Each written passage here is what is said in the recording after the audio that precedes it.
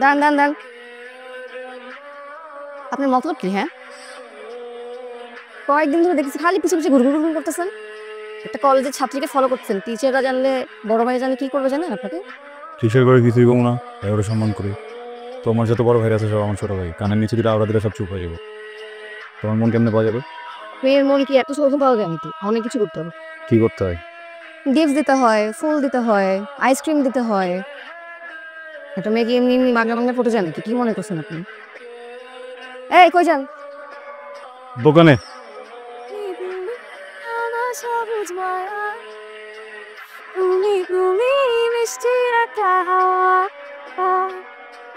তুমি বলে আকাশ নীল, বৃষ্টির কোনাও হাসে।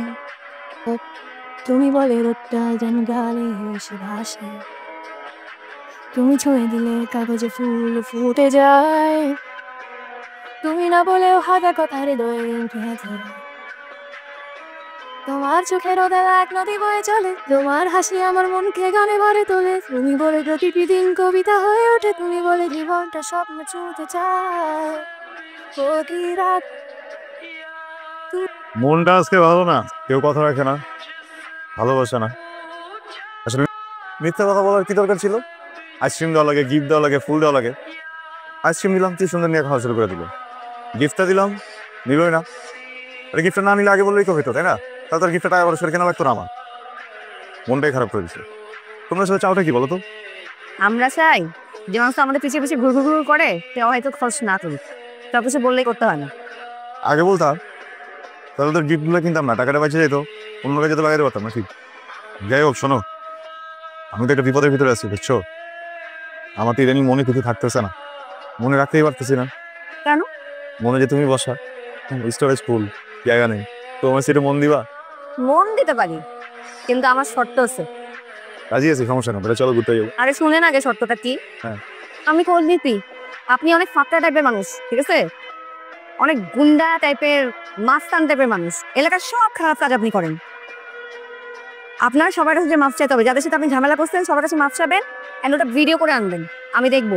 ওটা দেখার পর আমি ভেবে দেখবো আপনাকে ফাটা যায় কি। ভিডিও না, প্রমাণ। আমি ঠিক বলছি তাহলে, এই মানুষের মনের কোনো মতি গতি নাই, কখন যে কি চাই নিজেরাই জানে। মেয়ে মানুষকে ভালো লাগলে ছেলে মানুষের সাথে থাকেন। আর পাগল ঘুরতে আমরা যে পুরুষ মানুষ থাকবো। এক মিনিট, জীবনটারে যদি একটা সিনেমা মনে করে নেই, এই সিনটা এনেই শেষ। দুজনের ভিতরে যেমন একজন চলে যেতে হবে।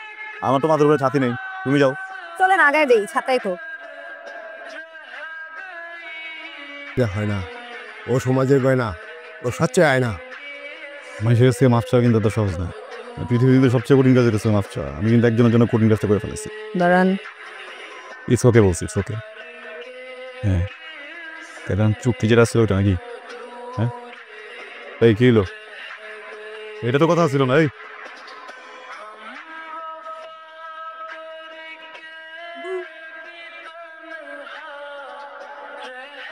চোখে চোখ পড়লো হঠাৎ করে,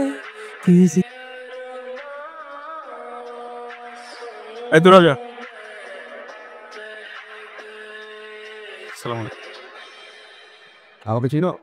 জি ভাই। আমি ফাগুনের বড় ভাই ফাহাদ, আমপাড়ির সেক্রেটারি, ঢাকা মহানগরের। জি ভাই, ভাই আমি হৃদয়, বাবা মা নাই, এতিমখানায় মানুষ। একটা সময় তো চিন্তায় চাঁদাবাজি এগুলাই করতাম, আবার ফাঁকে বন্ধুকে মেরে আবার কয়েক মাস জেলও কাটলাম। বাট ফাগুনের সাথে পরিচয় পর সব ওকে, ভালো স্যার।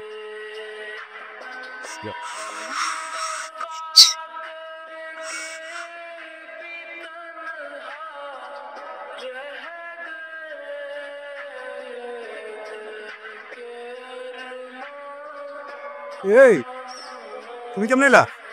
হ্যাঁ, ঠিক আছো? আমি তো অনেক টেনশন করতেছিলাম। তো ভাই তোমার মারছে না?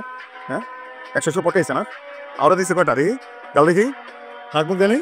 হ্যাঁ, অনেক মারছে। হ্যাঁ, না এত মানুষ ভালো না, আমি তো বুঝে গেছি। আমার লোকজন চুপচাপ আসছিল না, আমার কিছু বলে না, আমি তো অনেক বুঝে গেছি। তোমার বলবো বাসায় নিয়ে গিয়ে ইচ্ছা মতো মারবো। অনেক মারছে না? অনেক মারছে, কষ্ট হয়েছে অনেক। দিবে শুন। ভাইয়া বলছে যে যে ছেলেটা তোর জন্য ভালো হয়ে গেছে, সব খারাপ কাজ ছেড়ে দিছে, সে ছেলেটার সাথে ভাগ করতে ছাড়িস না। না না না, তোমার ভাইয়ের রেকর্ড আমার জানা আছে, এমন না। দেখো আমি একটা কথা কই, তুমি ভয় পেও না। আমি তোমার দূর থেকে ভালোবাসুন যাও কথা দিলাম, ঠিক আছে? তোমার আমার চাইতে হইব না, তুমি যাও, কিন্তু তোমার মারলে না আমি নিতে পারুম না। তোমার বড় ভাই দেখে আমি চুপ আছি, অন্য কেউ হইলে আমি দেখতাম, ঠিক আছে?